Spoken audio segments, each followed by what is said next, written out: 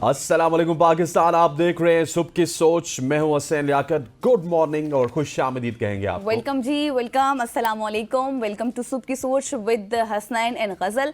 कैसे हैं हसनैन आप? अल्लाह का शुक्र, बेहतरीन। आप सुनाइए। मैं भी बहुत खुश हूँ और अच्छी भी हूँ, लेकिन खबरें मेरे पास कुछ अच्छी नहीं हैं। अच्छा। हाँ, क्योंकि या स्मोक हो गया होगा आपको, या डेंगू हो गया होगा। डेंगू के हवाले से आपने बिल्कुल सही एस्टिमेट लगाया। डेंगू के मुतालिक हम बात करेंगे। आपको हो गया या किसी और को नहीं, हुआ? मेरी फैमिली में कुछ मेंबर्स को हुआ है और बहुत ही आउट ऑफ कंट्रोल हो चुका है इस वक्त जी डेंगू।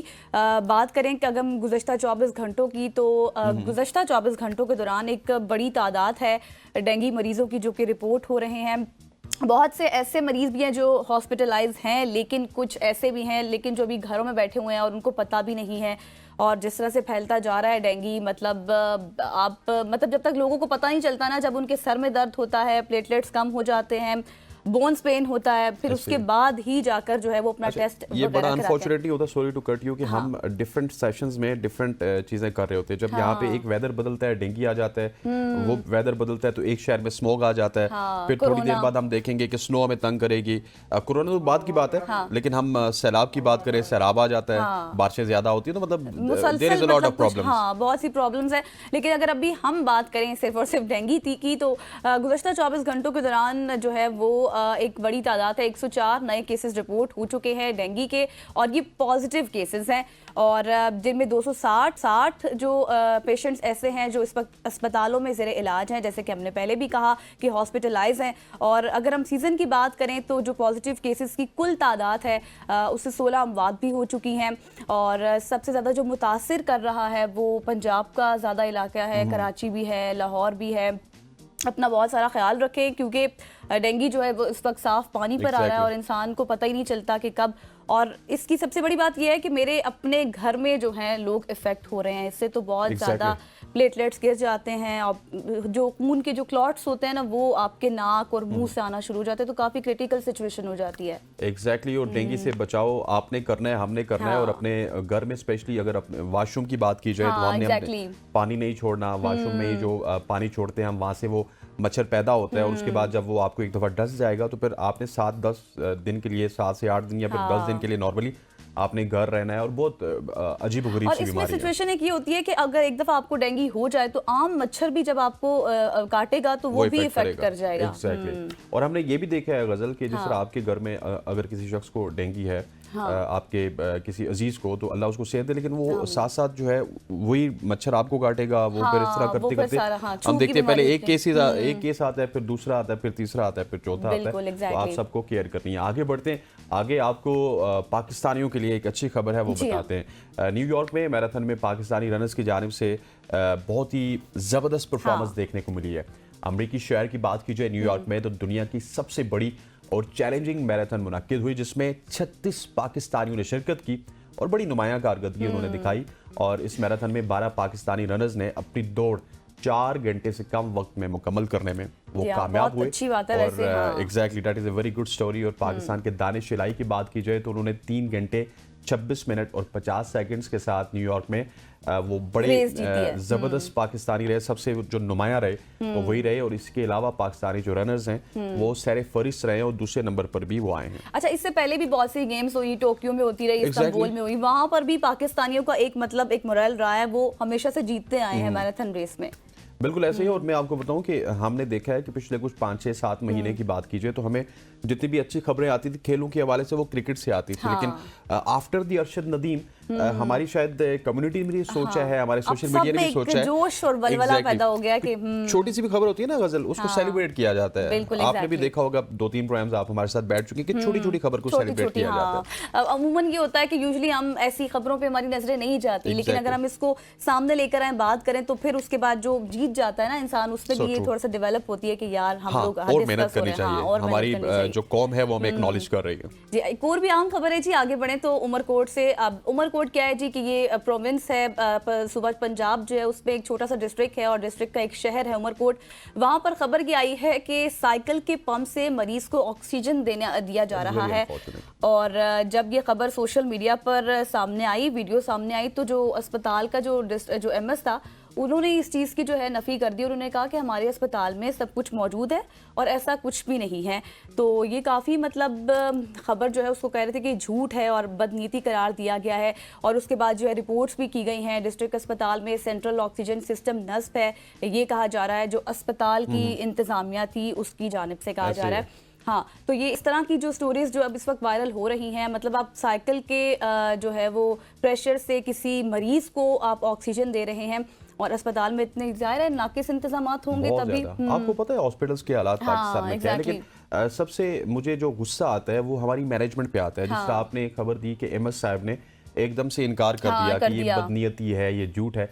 अरे भाई, ये अगर बदनीयती है तो फिर वो वीडियो कैसे वायरल हुई? वो वीडियो कैसे वायरल हुई? वो आपके हॉस्पिटल के अंदर ही मौजूद था, वहीं पे उसको ऑक्सीजन मिली है और इस तरह की चीजें हमारे पाकिस्तानी माशरे में प्रिवेल कर रही हैं। लेकिन अनफॉर्चुनेटली गजल कि हम उसको ऑनरशिप नहीं देते हैं। जब तक हम ऑनरशिप नहीं देंगे तब तक निजाम आगे नहीं बढ़ेगा। हमें करना तो ये चाहिए कि अपनी गलती को मानिए, अपनी गलती को मान के कहिए ठीक है हमारे पास इक्विपमेंट नहीं था, एग्जैक्टली हम जो रेलिवेंट गवर्नमेंट है उसके साथ हम कंसल्ट करेंगे, ये इक्विपमेंट यहाँ पे लाने की कोशिश करेंगे। लेकिन हमारे यहाँ एक बस सीधी सी बात होती है, तरदीद होती है और झूठ होता है और ये झूठ पे मबनी है। बिल्कुल जी। और पाकिस्तान के बाद भारत का जिक्र करते हैं, जहाँ पे पाकिस्तान की हमने बात की, यहाँ पे बहुत ज़्यादा तरदीदें होती है। भारत में बहुत सारी वीडियोज इस तरह की सामने आती हैं जो कि आप जब सुनते हैं तो एक तो हैरान रहते हैं, लेकिन उसके बाद होता यह है कि हम जब भारत की बात करते हैं तो भारत ने काफ़ी ज़्यादा तरक्की भी की है आईटी के सेक्टर में। वो अगर क्रिकेट की बात की जाए तो क्रिकेट में वो बहुत ज़्यादा आगे बढ़ चुके हैं। लेकिन इस वक्त भारत से जो खबर आ रही है वो अजीब व गरीब सी है। भारत में एक मंदिर में एक हाथी है जिनके मुंह से पानी टपकता है और जी हाँ, और ये भारत में एक मंदिर की वीडियो वायरल हुई है और वो हाथी की जो शक्ल है उसके मुजस्मे की वजह से ये वीडियो वायरल हुई और उस पानी को मुकद्दस समझकर इस वक्त भारतीय लोग पी रहे हैं। और मंदिर में लोग कतार बनाए हुए हाथी के मुजस्मे से निकलने वाले पानी को अपने भगवान कृष्णा का मुकद्दस पानी समझ रहे हैं। और दरअसल ये पानी मंदिर में लगे एयर कंडीशन का पानी है जिसे बेखबर लोग मुकद्दस पानी समझकर पीने के लिए लंबी कतारों में खड़े हैं। और बहुत सारे लोगों ने कागज के डिस्पोजल कप में पानी ले लिया या फिर उसकी पूजा पाठ के लिए भी लोगों ने वहां पे पानी अपने सरों पर डालकर एहतराम जाहिर किया। लेकिन बताना ये था कि भाई ये रॉन्ग नंबर है। रॉन्ग नंबर जो कि वहीं पे उनकी एक मूवी भी मशहूर हुई थी। तो ये रॉन्ग नंबर हमारे यहाँ भी होते हैं, ये वहाँ पे भी रॉन्ग नंबर है, लेकिन वहाँ पे ये रॉन्ग नंबर बहुत ज़्यादा है। हमने देखा है गाय की पूजा हो गई, अब ये हाथी के मुजस्मे से पानी निकलने के जो वीडियो है वायरल हो गई। तो ये रॉन्ग नंबर के ऊपर हमारे भारतीय भाई बहुत ज्यादा क्या कहते होते हैं, आंखें बंद करके एतबार करें। तो थोड़ा सा इसके ऊपर आप रिसर्च कर लें खुद, आपको खुद भी समझ आ जाएगी। आगे बढ़ते हैं जी। आप सबको पता है कि एलॉन मस्क जो है ट्विटर के जो मालिक है, जिसको अब एक्स का नाम दे दिया गया, आप सब जानते हैं। और इसके अलावा भी बहुत सी नामवर टेक्नोलॉजीज के मालिक हैं एलॉन मस्क। उन्होंने काफ़ी कामयाब तजुर्बा किया है। मतलब पहले ये होता था कि जब आप फ्लाई करते थे, किसी दूसरे मुल्क में जाते थे, तो आपके लिए मुश्किल होता था कि आप मतलब अगर आपको कोई बंदा, कोई रिलेटिव, कोई प्यारा अगर एरोप्लेन में है तो आप बस तब तक ही आपका राब्ता होता था। हाँ, स्टक हो जाते थे जब तक वो लैंड नहीं कर जाता था किसी और जगह। लेकिन अब ये खबर आ रही है कि अब आप सब लोगों के लिए आसानी हो गई है कि ड्यूरिंग फ्लाइंग जब भी आपको कोई प्यारा किसी दूसरे मुल्क जाएगा तो आप ऑडियो वीडियो पर कॉल्स भी कर सकते हैं, फ़ज़ाई मनाजिर आप देख सकते हैं, लुत्फ़अंदोज़ हो सकते हैं। और ये कामयाब तजुर्बा किया गया है जी। आसमान में 38,000 फुट की बुलंदी पर 215 MBS इंटरनेट के हवाले से एलॉन मस्क ने कतर एयरवेज के लिए स्टारलिंक वाईफाई से किया है और 38,000 फीट की बुलंदी पर यह वीडियो कॉल की गई है और जो कि काफ़ी कामयाब भी रही है।